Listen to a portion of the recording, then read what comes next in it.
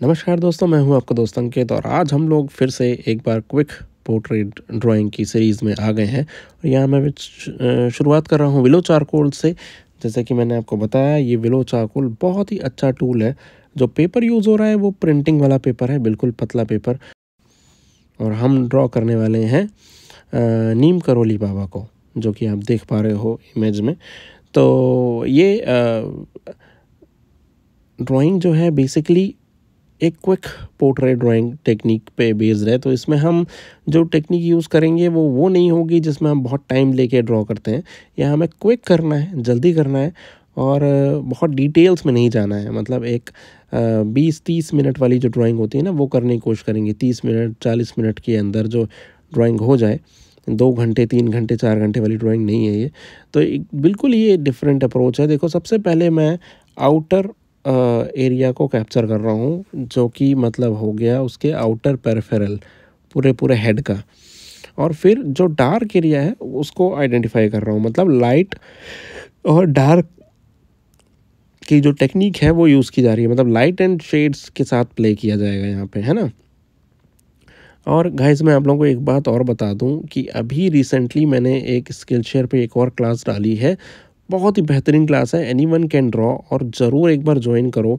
बहुत ज़्यादा आनंद आने वाला है, क्योंकि उसमें शेप्स के थ्रू ड्रॉ कर सकते हो। तो आप देख सकते होगे यहाँ पे, मतलब कोई भी शेप आप ले लो, जैसे सर्किल हो गया, कोई भी शेप है, उसके शेप के थ्रू आप कैसे ड्रॉ कर सकते हो पोर्ट्रेट तक को, बहुत रियलिस्टिक पोर्ट्रेट तक हो, वो बताने की कोशिश किया हूँ। तो एक बार ज़रूर ज्वाइन करो, नीचे डिस्क्रिप्शन बॉक्स में उसका लिंक है। बाकी 7 क्लासेस और पड़ी हुई हैं स्किलशेयर में, वो भी देख सकते हो। अब आ जाते हैं क्लास पे वापस। हाँ, तो जैसा कि मैंने आपको बताया कि अब मैं ब्लॉक्स के ऊपर काम कर रहा हूँ। मतलब जो डार्क ब्लॉक है ना इस पोर्ट्रेट में, उनको आइडेंटिफाई कर रहा हूँ। जैसे कि ईयर के अंदर बहुत सारे डार्क ब्लॉक दिख रहे हैं। एक लेफ़्ट साइड में जो कि पूरा पोर्ट्रेट जहाँ जा रहा है वहाँ पे काफ़ी डार्क एरिया है। तो उसको आइडेंटिफाई करने के बाद अभी विलो चारकोल पे ही काम कर रहे हैं। और अभी आप देख रहे होगे कुछ भी क्लियर नहीं है। मतलब नोज़ का एक एरिया ले लिया गया है, लिप्स का एक एरिया ले लिया गया है, और केवल डार्क करते हुए चल रहे हैं वैल्यूज़ को। अभी इसमें से कुछ भी फिक्स नहीं है कि कौन सी चीज़ कहाँ होगी। जस्ट एक रफ़ आइडिया लिया जा रहा है। विलो चारकोल का यही कमाल है कि आप बाद में उसको बदल भी सकते हो, चेंज भी कर सकते हो। अब थोड़ा सा मैंने आइज़ पे काम करना शुरू किया है, क्योंकि ब्लॉक के फॉर्म में ही सब कुछ नज़र आ रहा है। तो अभी ब्लॉक के फॉर्म में ही चल रहे हैं। आइज़ हो गया, नोज़ हो गया, लिप्स हो गया, इस तरीके से केवल ब्लॉक को आइडेंटिफाई कर रहे हैं, है ना। मतलब उसमें ज़्यादा डिटेल्स अभी ऐड नहीं कर रहे हैं। ये नहीं सोच रहे हैं कि उसको अभी फिनिश करना है, रादर देन हम विलो चारकोल को प्ले करने दे रहे हैं पेपर के ऊपर।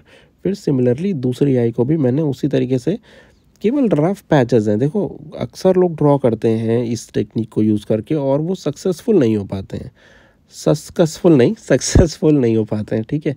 तो क्यों नहीं हो पाते, उसके पीछे रीज़न यही है कि जो वो ये सोच लेते हैं ना कि ये फिनिशिंग करनी है उन्हें। बेसिकली इनिशियली जब आप विलो चारकोल से ड्रॉ करो तो आप फिनिशिंग के लिए मत भागो। आप पहले रफ़ एरिया को आइडेंटिफाई करो। मतलब एक रफ़ आइडिया ले लो कि यहाँ पे डार्क एरिया है। उस डार्क एरिया को आप ब्लॉक की तरीके से फिल कर दो। जैसे आई को देख रहे हो, अब सॉकेट बना दिया एक तरीके से। अब उसी पे हम काम करना शुरू करेंगे। थोड़ा वैल्यूज़ को अब डल करेंगे। जो प्रिलिमिनरी वैल्यूज़ हैं उसको थोड़ा लाइट कर दिया मैंने। चाहते तो ना करते, चाहते तो ये भी करते कि उसी के ऊपर डार्क करते चलते, लेकिन यहाँ थोड़ा सा डल करके इसलिए कर रहा हूँ कि एक और टेक्निक आपको दिखाई जा सके, जिसको हम बोलते हैं एलिमिनेटिंग टेक्निक, जिसमें हम एलिमिनेट करते हैं वैल्यू को एक सर्टेन टाइम के बाद और फिर उसमें फर्दर फॉर्म करते हैं, ताकि आप लेयर बाय लेयर जो कॉन्सेप्ट है ना उसमें आगे बढ़ते हुए उसको और बेहतर ढंग से रिसेम्बलेंस को निकाल पाओ। जो मिलना जुलना होता है ना पोर्ट्रेट का, एकदम मिले वैसा निकाल पाओ। अब यहाँ पे देखो, अब हम चारकोल पेंसिल से आ गए हैं, क्योंकि अब हमें फर्म करना है वैल्यू को। तो ये जो सीरीज़ जो मैं चला रहा हूँ, ये आप सारे वीडियोस इसके ज़रूर देखो। ये मुश्किल से 20-30-40 मिनट वाले वीडियोस हैं। मतलब 40 मिनट में बनते हैं। वैसे तो अपलोड थोड़ा टाइम लैप्स कर देता हूँ मैं, लेकिन ये सब क्विक ड्राइंग वाले ही वीडियो हैं। और ये पूरी की पूरी सीरीज़ जो है मेरी उसी पे डेडिकेटेड है, जिसमें हम फ्री हैंड क्विक ड्राइंग करने वाले हैं। कोई भी ऑब्जर्वेशनल नहीं, कोई भी मेजरमेंट वगैरह सच नहीं है। यहाँ पे भी देखोगे आप, ऐसी कोई मेजरमेंट नहीं ली गई है। सीधे आउटलाइंस पे काम करना शुरू कर दिया और एक पोर्ट्रेट फिनिश किया। तो ये सबसे अल्टीमेट टेक्निक होती है ड्राइंग करने की, क्योंकि यहाँ पे रिसेंबल ना होने का बहुत बड़ा खतरा होता है और पूरी की पूरी मेहनत आपकी 30-40-50 मिनट की वेस्ट जा सकती है। ये भी हो सकता है। तो इसलिए इसका जितना ज़्यादा चैलेंज उतना ही ज़्यादा बड़ा, ये तो मानना ही पड़ेगा, है ना। तो ये टेक्निक ऑब्वियसली डिफ़िकल्ट टेक्निक है, बाकी सभी टेक्निक्स का बाप है एक तरीके से कह सकते हैं। बाकी जो टेक्निक हम जो भी करते हैं ना, वो सब बहुत वो टेक्निक है जिसमें श्योर शॉट रिजल्ट्स मिल जाते हैं। इवन पेंसिल मेजरमेंट में भी आपको ठीक ठाक रिजल्ट्स मिल जाते हैं, लेकिन यहाँ पे कुछ भी नहीं पता कि कहाँ जाएगा पोर्ट्रेट, क्या कोई और ही बन के खड़ा हो जाएगा, ऐसा तो नहीं होगा। बट जब ये टेक्निक आप करने लग जाओगे ना, जब आपको उसमें इन्जॉयमेंट आने लगेगा, तब आपको ये रियलाइज़ आएगा कि यार 30 40 50 मिनट में मेरा एक आर्टवर्क बन के क्रिएट हो गया। तो it is something which actually help you to grow, है ना। जल्दी जल्दी आप आर्ट वर्क बना पाओगे, कर पाओगे। अब देखो मैं आ गया हूँ नीडेड इरेज़र को लेकर के, मैंने डार्क कर दिया है उन वैल्यूज़ को, लेकिन अभी भी रिसेम्बलेंस जो है वो 20-30% के ही अराउंड है। लेकिन अभी हमारा काम इसीलिए बचा हुआ है इसमें इसमें हमें और ज़्यादा वैल्यू को रिसेम्बल करना है। और रिसेम्बल करने के लिए हमेशा ही आप कोशिश करो कि लेयर बाय लेयर काम करो, और देखते रहो, मतलब स्विच करते रहो, अपने आइज़ को शिफ्ट करते रहो left to right, real portrait पे, फिर इमेज पे, इस तरह से करो। और फिर अब लास्ट में हम ब्रश को यूज़ कर रहे हैं शेडिंग पर्पस के लिए। फिर हम पेपर स्टम्प को भी यूज़ कर सकते हैं इस तरह की ड्राइंग में, क्योंकि यहाँ पे आप समझ ही पा रहे होगे पेपर जो है एक नॉर्मल पेपर है, प्रिंटिंग पेपर है, बहुत सारे टेक्सचर टीथ नहीं है, तो टूल्स को ज़्यादा यूज़ हमें डिपेंडेंट होना पड़ जाता है। अगर यही पेपर थोड़ा रफ पेपर होता ना, तो हम इतने ज़्यादा टूल ना यूज़ करते इस पे, क्योंकि वहाँ अपने आप वो स्प्रेड होता है, अपने आप फिंगर्स यूज़ कर लेते तो वो स्मज हो जाता। बट यहाँ पे हमें करना पड़ेगा, क्योंकि पेपर थोड़ा स्मूथ टाइप है, और हमें फोर्स करना पड़ेगा पेपर को कि थोड़ा वो रखे अपने ऊपर भी ग्रे एरिया को। तो इस तरह से हमने इसको फिनिश किया है। अब थोड़ा थिक वाला ब्रश भी ले लिया है, और थोड़ा वैल्यूज़ को और थोड़ा स्मच कर रहे हैं, थोड़ा ग्रे टोन को लेके आ रहे हैं। ऐसा क्यों कर रहे हैं? ताकि हम फिर जब फर्दर नीडेड इरेज़र लेके आएंगे तो अपने आप रिसेम्बलेंस निकालने का प्रोसेस शुरू हो जाएगा। तो अब देखोगे आपकी 30-40% अब ये मैच करने लगा है अभी भी, लेकिन ये नहीं कह सकते कि बहुत अच्छे से मैच हो रहा है। अभी जब हम फर्दर और वैल्यूज़ को और आगे बढ़ाएंगे ना, तब होगा ये मैच। तो इस चीज़ का हमेशा ध्यान रखना कि इस तरीके की ड्राइंग में आर्टिस्ट एंड तक ट्राई करता रहता है कि रिसेम्बलेंस निकल आए, ठीक है। तो ये टेक्निक इसीलिए ग्रेट मानी गई है कि इसमें अब देखो, जैसे नीडेड इरेज़र यूज़ किया तो अब मैं बहुत बारीक डिटेल्स पे आ गया हूँ, जैसे कि फोरहेड पे जो रिंकल्स पड़ रहे हैं उन चीज़ों पे आ गया हूँ। तो आप में से कौन ये भी बताना मुझे कि कौन कौन कैंची धाम गया हुआ है, नीम करोली बाबा के आश्रम कौन कौन गया है, वो ज़रूर बताना नीचे कमेंट बॉक्स में।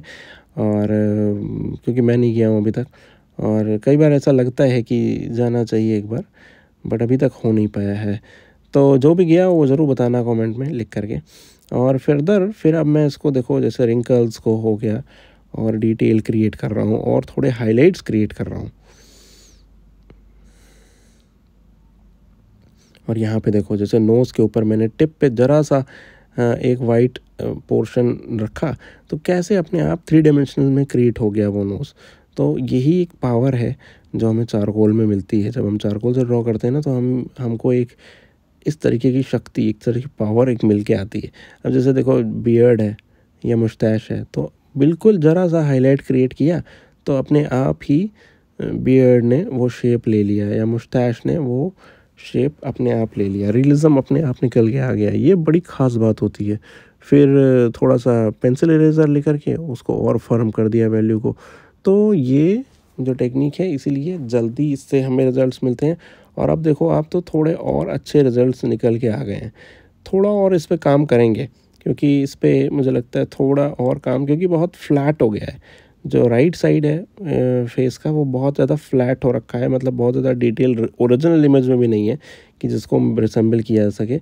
लेकिन अभी काफ़ी अच्छे रिजल्ट्स निकल के आ गए हैं, जितना हमें एक्सपेक्टेड होता है इस क्विक वाली ड्राइंग टेक्निक में। और फिर अभी पेपर स्टम्प को भी थोड़ा सा इंट्रोड्यूस करेंगे, ताकि और बेहतर ढंग से पेपर स्टम्प जब लगेगा ना इस पर, तो और ज़्यादा रिसेंबल करना ये शुरू हो जाएगा। तो कैसा लगा ये ट्यूटोरियल ज़रूर बताना, और इसके रिगार्डिंग कोई क्वेरी हो तो कमेंट बॉक्स में पूछ सकते हो। ये क्विक ड्राइंग की सीरीज़ है, इसमें बहुत ज़्यादा हम 90-100% रिज़ल्ट नहीं एक्सपेक्ट करते, हम एक्सपेक्ट करते हैं 60-70% रिज़ल्ट।